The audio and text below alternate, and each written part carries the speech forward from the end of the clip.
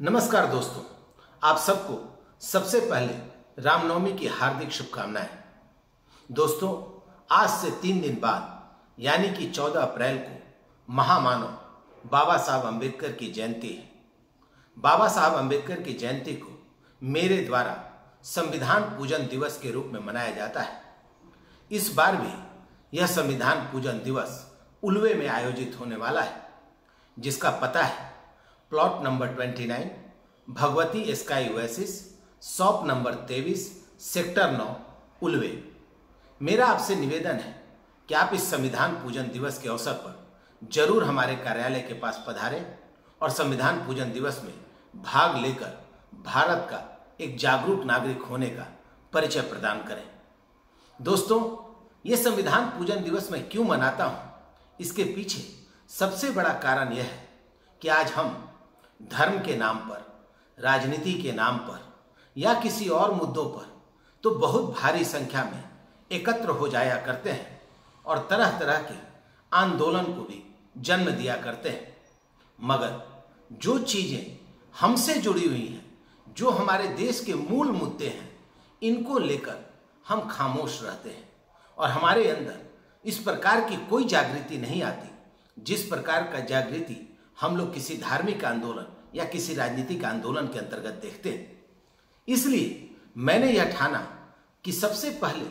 आप लोगों को इस संविधान के बारे में जानकारी देने की कोशिश करूं, जिस संविधान ने हम लोगों को लोकतंत्र की एक बहुत ही शक्तिशाली शक्ति प्रदान की है। दुर्भाग्य की बात यह है कि संविधान का ज्ञान न होने के कारण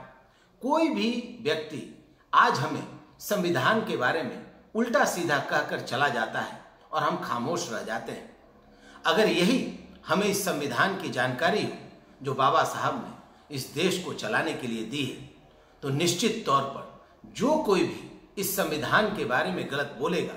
तो मेरा विश्वास है कि अगर आपने संविधान पढ़ा है तो आप उस व्यक्ति का विरोध करेंगे, चाहे वह व्यक्ति आपकी धर्म का हो, आपकी जात का हो, आपके प्रांत का हो या आपकी भाषा का हो, या फिर जिस व्यक्ति में आप बेहद आस्था रखते हैं, अगर वह भी इस संविधान के विपरीत बात करेगा तो निश्चित तौर पर आप उसका विरोध करेंगे,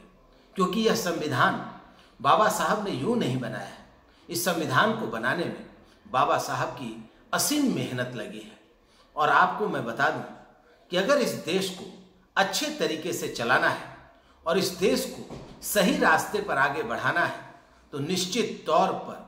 जो भारत का संविधान है, हमको उसी पर अमल करना होगा और उसी पर चलना होगा। वरना आप यह मानकर चलिए कि अगर हम इसी तरह के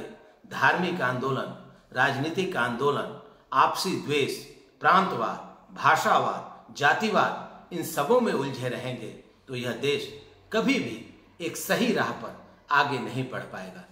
इसलिए मेरा आपसे निवेदन है कि हमारे द्वारा आयोजित इस संविधान पूजन दिवस में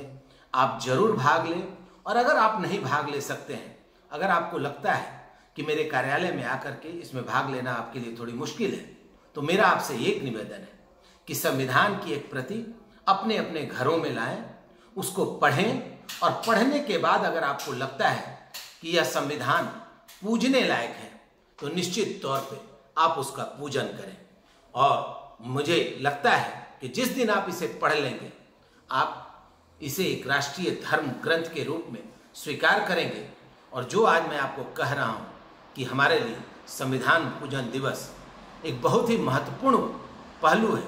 तो निश्चित तौर पर आप भी इसे स्वीकार करेंगे। जय हिंद दोस्तों।